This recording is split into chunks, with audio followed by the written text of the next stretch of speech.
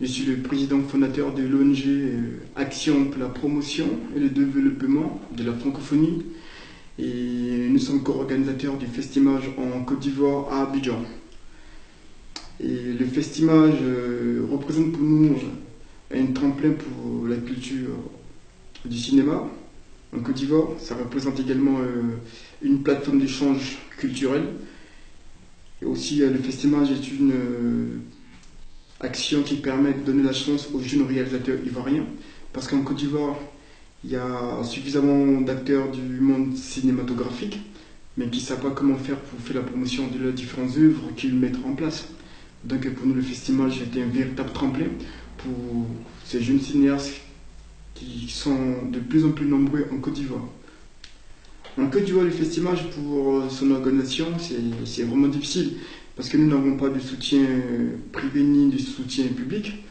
Je organise le Festival à Abidjan avec mes propres moyens, donc c'est pas vraiment évident, c'est vraiment difficile.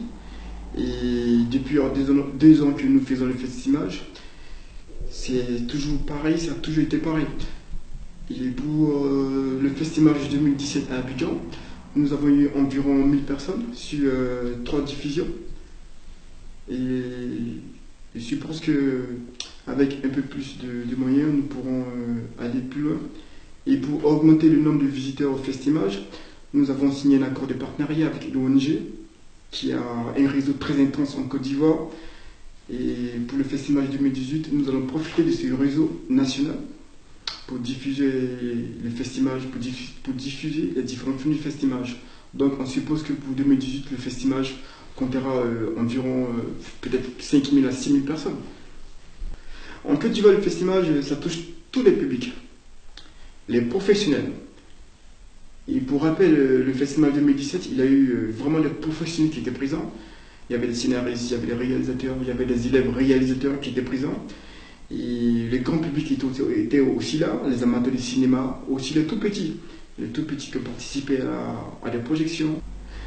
Moi, ce qui m'a incité, d'abord, je suis moi-même un acteur culturel, je suis un fou de la culture, je suis un promoteur culturel, je suis dans la musique en tant que promoteur, en tant que mécène, on peut dire, comme ça. Et je suis également un féru du cinéma. Je suis aussi réalisateur par ma formation.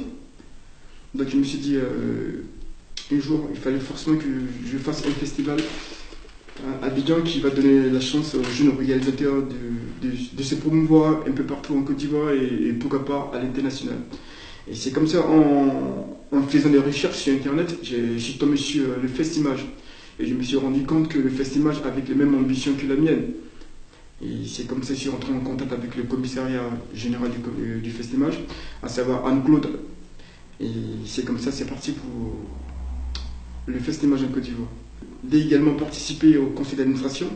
Et là, je me suis rendu compte que je suis sur le bon chemin. Je me suis rendu compte que le Festival, c'est un produit qui est vraiment important.